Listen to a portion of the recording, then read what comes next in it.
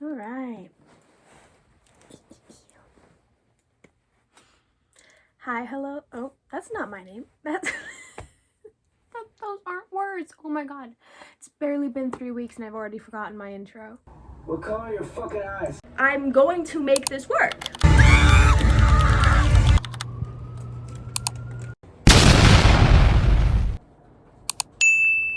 Hey, hi, hello, my name is Lo. Welcome to my channel if you are new here, or welcome back if you are not.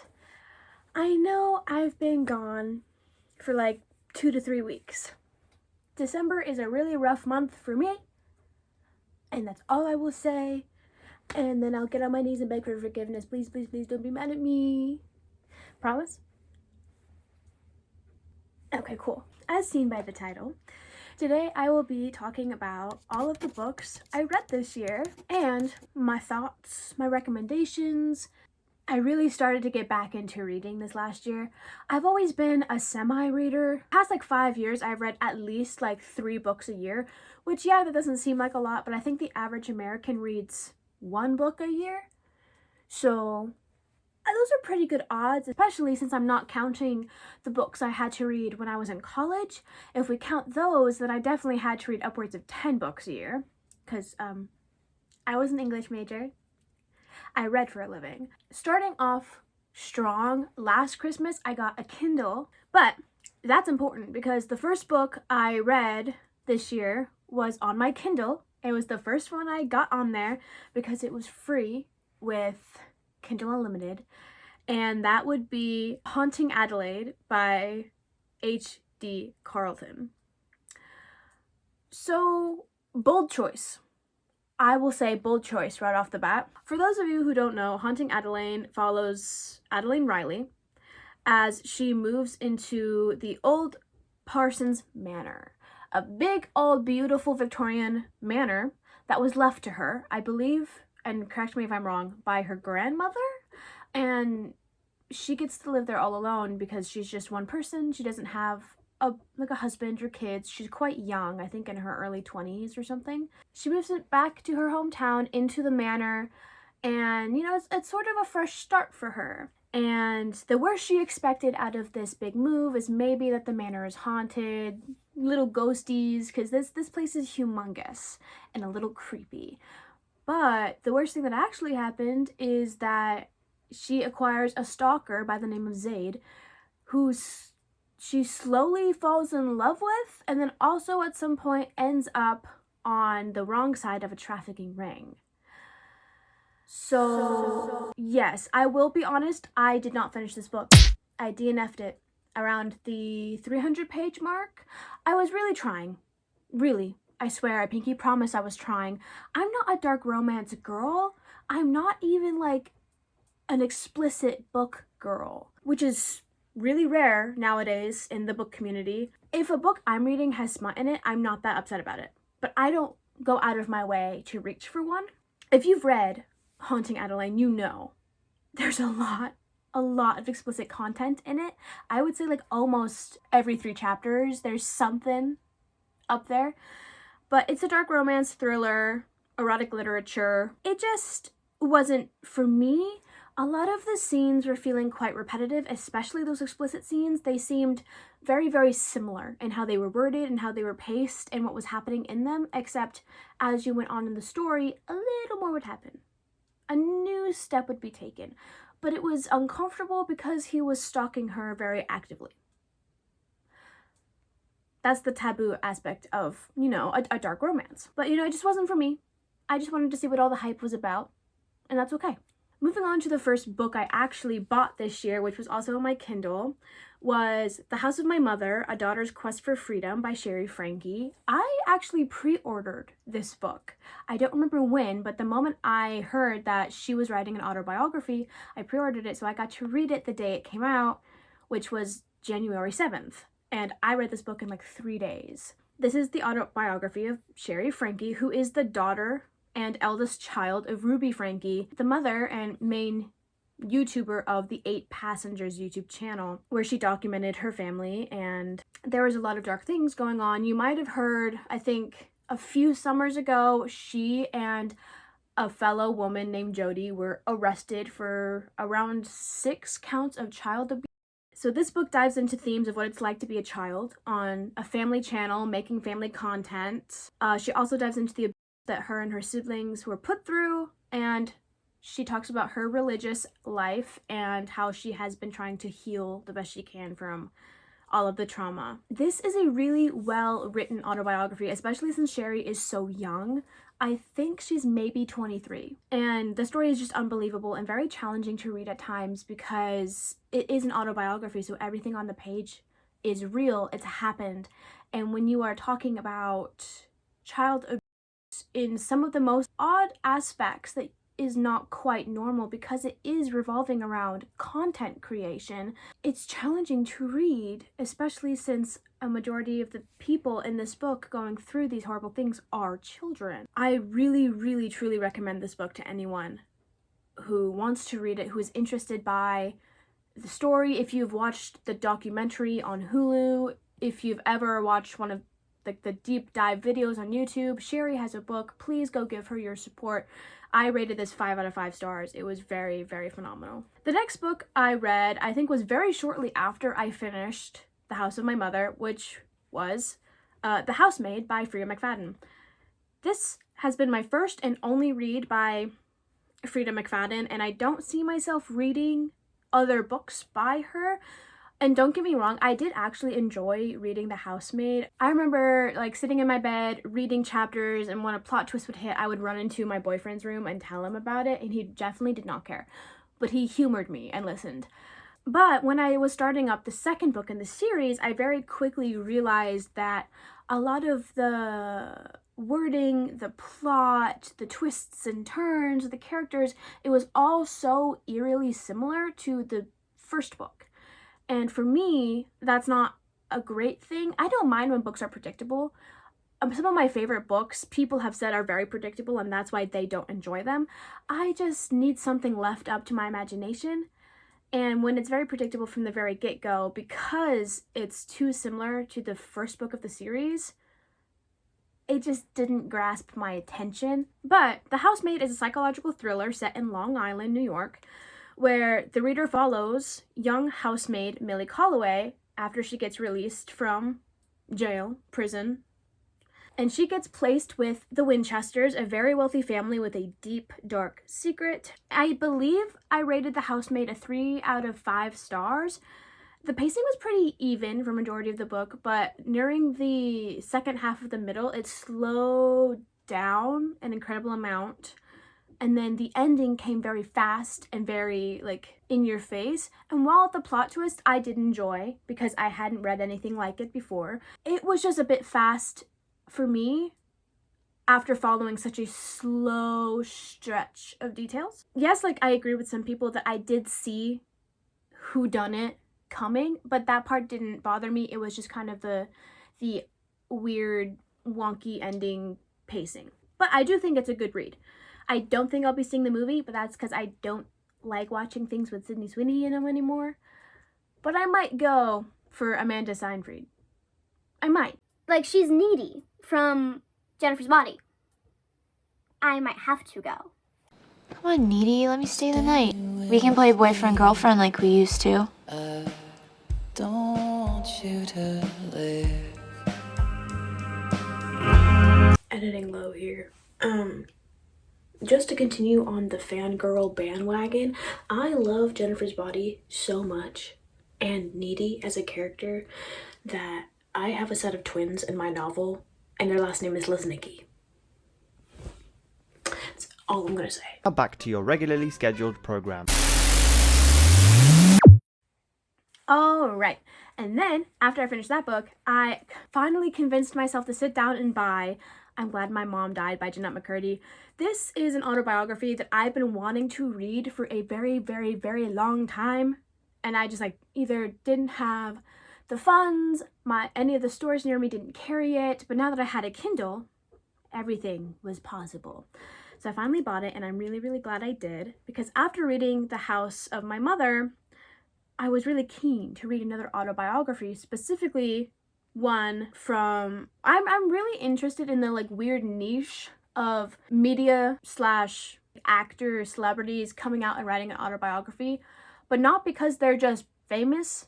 I'm interested in the niche of why fame did not do them well, such as, you know, The House of My Mother, or I'm Glad My Mom Died fit right into that. For those of you who don't know, Jeanette McCurdy is an ex-Nickelodeon child actress starring in shows like iCarly and Sam and Cat, but her book discusses her journey into child stardom and how a majority of the decisions when it came to acting and Hollywood were made by her mother, who is depicted to be slightly narcissistic and guilt-trippy. However, Jeanette almost lost her mother to breast cancer when she was very young, so she feels pressure to make her mother happy because you never know if the cancer's going to come back. The book is much more complex and detailed, way more interesting and amazing than how I just described it to be, and I really do recommend this book. It's amazing. Jeanette deserves all of the praise and support for this book, especially since she does not like being in the starlight anymore and she does not like being known as Sam from iCarly. This is what she likes to do. She likes to write books. And she's also coming out with a new book, if it's not out already, called Half His Age, and I might just have to cop that and read it. I will admit, come the end of February, I fell into a very big rut. I was not reading, I was not writing, and those of you who know me know that those are my two biggest hobbies.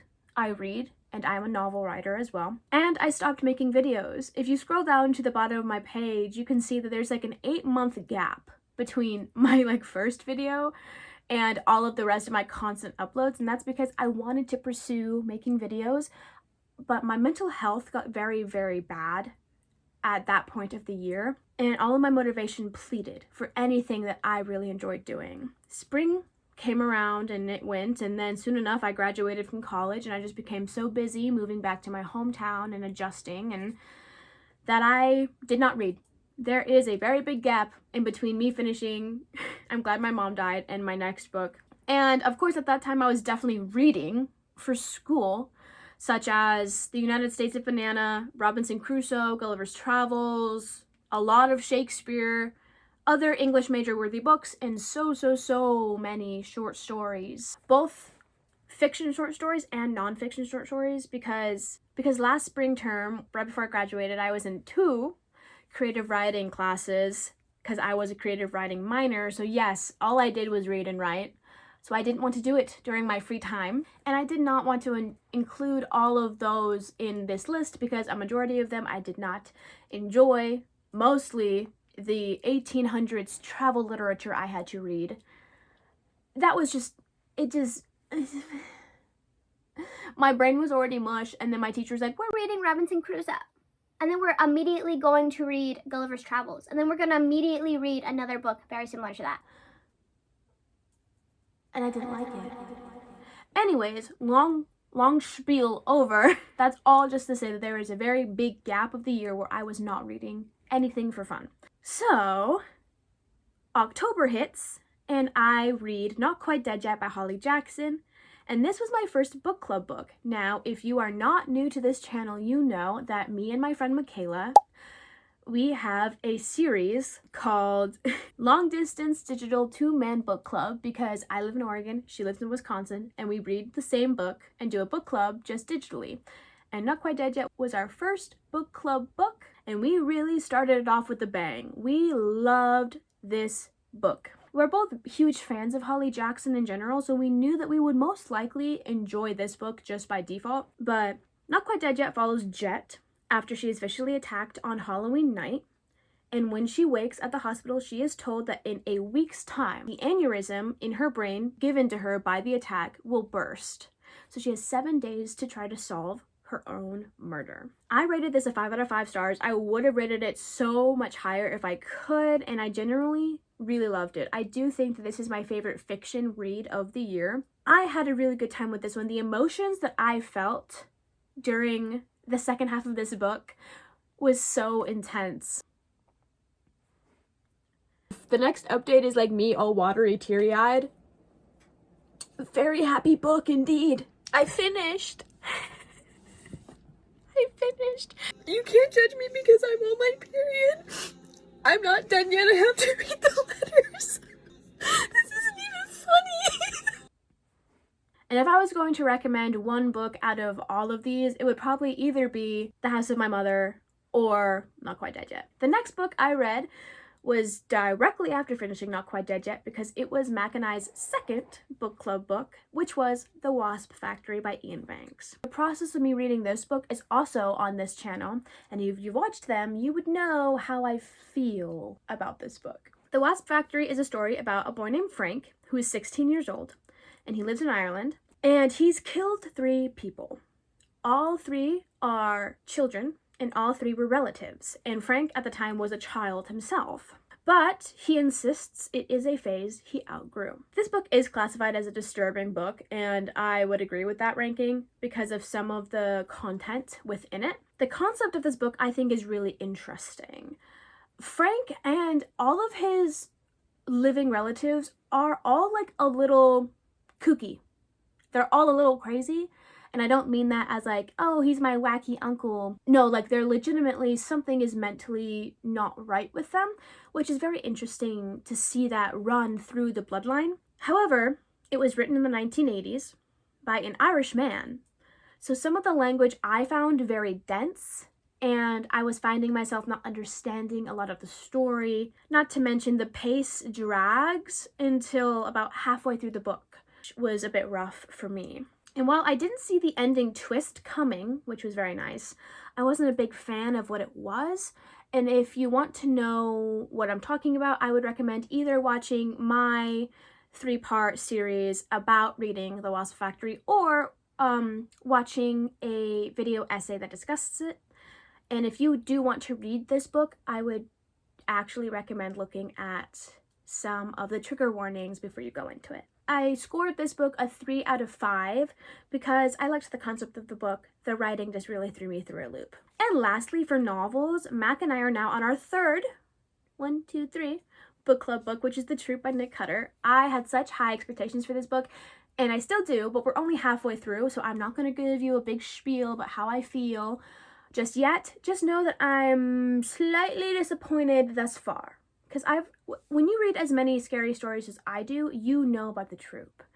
And I was very, very excited to jump into it, and it's just been a little slow so far. But I still have high hopes. I hope it gets better. Hey guys, editing low here, but also low from the future because I forgot a whole ass book that I read. And you know what makes this really shitty is that I wrote down a script, which is why I'm looking at my computer during the whole filming of this, because I didn't want to forget anything. I forgot a whole book. Right before I started reading The Troop, I read and finished Bottom of the Pyramid by Nia Sue, which is Nia from Dance Moms, for anyone who doesn't know. I bought that book the day it came out and read it, I think, in a little under a week. I can't believe I forgot. It's like the most recent novel I finished. I can't believe I forgot about it. I'm like so mad. Anyways, in The Bottom of the Pyramid, Nia talks about obviously starring on a reality TV show from since the age of 10 all the way up into her late teens. It's really interesting to read and like think about, especially if you were a prior fan to either Dance Moms or Abby Lee's competitive dance competition, which I was. I was a huge Dance Moms fan. I watched the competition show. That's how I was introduced to JoJo Siwa. Everybody knows who JoJo Siwa is now. She's an influencer. She's been on Big Brother. She's doing all these side quests, you know.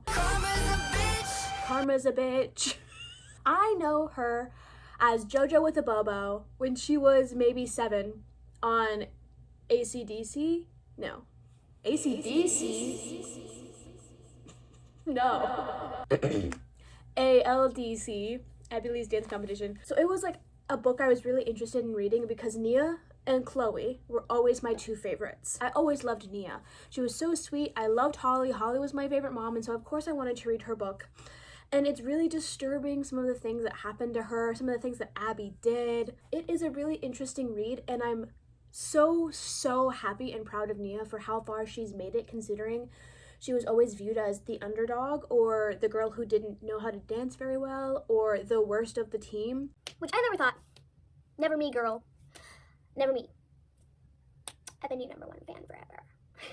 I believe I rated this book either a 4 or a 4.5 out of 5 stars because the story is really compelling. Nia has had a ton of great accomplishments that I didn't even know she did because the show always showed her being like at the bottom of the pyramid. The only reason it's not a 5 out of 5 for me is just some of the chapters were a bit long and some were really short, and I think it was just that the difference between pacing there just jumbled me a bit. But incredible read. Can't believe I forgot about it. This is the most chaotic update you'll probably ever see from me. Actually, that's not true. Don't hold me to that because I'm sure I can outdo myself. Anyways, back to the video. Those were the books I read this year. However, they weren't the only stories. I am a big fan of CreepCast, which is a podcast starring Wendigoon and Meat Canyon, aka Isaiah and Hunter. I listen to the stories on the pod pretty frequently, and I thought I would also cover them because it's pretty similar to listening to an audiobook. The stories are just shorter. I still consumed a lot of book content this year. I just didn't read with my eyes, all of them. And I don't remember all of the stories that I read because I know I definitely went back through and watched old ones, but I can't remember all of them. So I just scrolled down on the YouTube channel until the beginning of this year and went with that, plus a few that I distinctly remember listening to, which we will start off with one I distinctly remember listening to but was uploaded last year, which is Stolen Tongues by Felix Blackwell. This was once a story uploaded to r/no sleep and then turned into its own novel. I think I would rate this 4 out of 5 stars. It's a good read, just a little slow at times. The book summary goes as follows for any of you who would like to read a spooky story. A romantic cabin getaway doesn't go exactly as planned. High up on the windswept cliffs of Pale Peak, Faye and Felix celebrate their new engagement. But soon a chorus of ghastly noises erupts from the nearby woods, the screams of animals, the cries of children, and the mad babble of 100 mournful voices.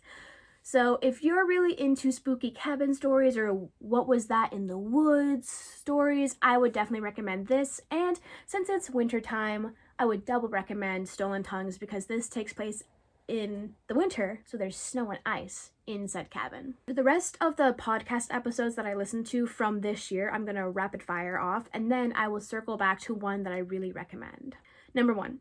The Only Other Astronaut on This Mission Died 6 Weeks Ago by Christian Wallace. I rated this 4 stars. Number 2. I Dared My Best Friend to Ruin My Life by Zan Sand 90. I DNF'd this. If you know, you know. It's very aggravating. Number 3. I'm Blind and I'm Not Sure How Many Steps My Staircase Has by Emma Watson by Dummer. I rated this 5 stars. Number 4. The Azalea Cookhouse series by Aproil. I rated this 3 stars. Number 5. This is just the episode where they read a bunch of mini creepypastas such as The Rake, Mr. Widemouth, and Candle Cove. I liked this episode because I really like Candle Cove. Number 6. You're Always Welcome at the Bloodridge Motel by J. Hunter Richardson. I rated this 5 stars. Number 7. Room 733 by The Dark Emperor. I rated this 3.5 stars. Number 8. My Dad Ate Meat from a Deer That Walked on 2 Legs by Christian Wallace. I rated this 4.5 stars. And lastly, number 9, There's Something Wrong with Dad by Elias Withrow. I rated this 2 stars. I really need to catch up on my CreepCast stories. I will go like a few months without watching them for whatever reason. And then at the very beginning of the podcast, for those of you who might know, they were doing bi-monthly uploads, so every other Sunday. And then somewhere in between now and then, they started uploading every week. And so when you go a few months without watching, you have a lot of stories to catch up on.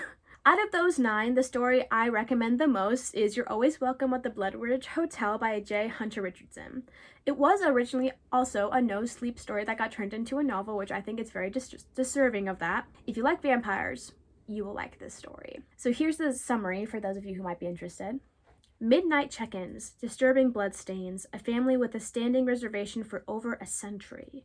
These are very few things you may deal with when you are burdened with inheriting a motel. Every 2 years, a family of 7 checks in to the remote Bloodridge Motel. I really liked this story, and if you don't want to actually read it, I do recommend watching the CreepCast episode.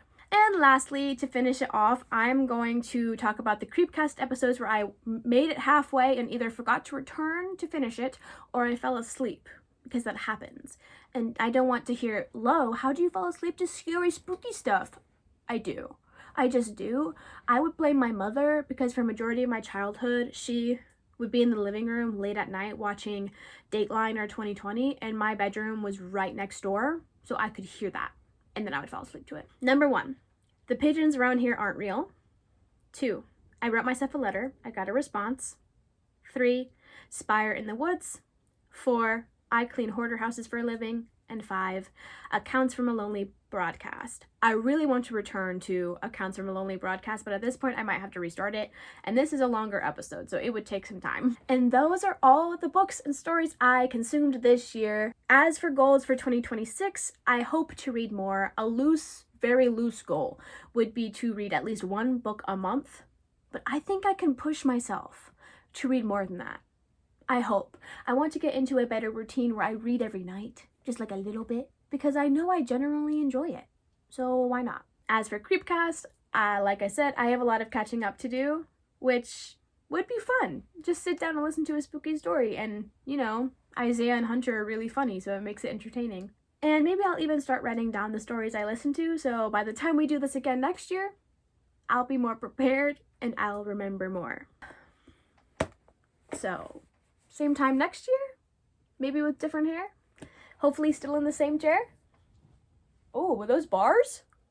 That's it for this video. Thank you guys for being so patient with uploads. And thank you so much on all the support you guys gave my Jeff the Killer video. I know it doesn't seem like a lot, only like about 100 or so views, but that is the most viewed YouTube video I have standing currently, and it really means the world to me because I love making these videos, even when I don't always have the motivation and I'm not always in the right headspace. It really means a lot to me. But I hope you guys enjoyed listening to what I read this year, and I hope maybe you take one of my recommendations and read something yourself. Let's get into my current hyperfixations, and since it's been a few weeks since we last spoke, they're different.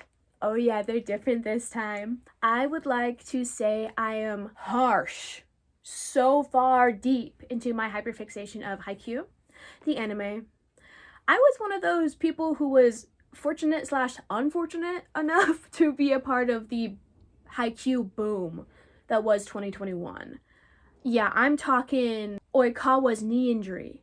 I'm talking Kageyama's obsession with milk. I'm talking like Uwu Sunshine Boy Hinata. And now that I'm older and more mature, I would say I was unfortunate to be a part of that, but fortunate enough to have a community that was pumping out content. So I'm back into that hyperfixation, but just at a normal level now. I enjoy the show. It makes me feel really warm and fuzzy. What else, bro? Oh, Stranger Things. As filming this, it is the 26th of December, so yesterday, Volume 2 of Season 5 just came out, and I haven't watched it yet, but I'm about to jump back in, so that hyperfixation will boost back up for about a month. And I'm obsessed currently with the song Night Drive by Jimmy Eat World. I've been listening to it a lot on replay, so I would recommend you guys give that a listen to. And with that said, I will see you guys in the next one. Mwah! Stay. Posing for thumbnails is literally so embarrassing, but at the same time it's not. I don't know why. It's not like I have anyone watching me do this, it's just me. Just me, bestie. I don't even know what faces to make. Wait, this is perfect, because I'm wearing my CreepCast shirt, but you can't even see it because it's so fucking sunny. I'm too blue-eyed for this. Oh! Oh my god. Drinking all this coffee. These last few weeks have been exhausting. I'm lost in my imagination, and there's one thing that I need from you.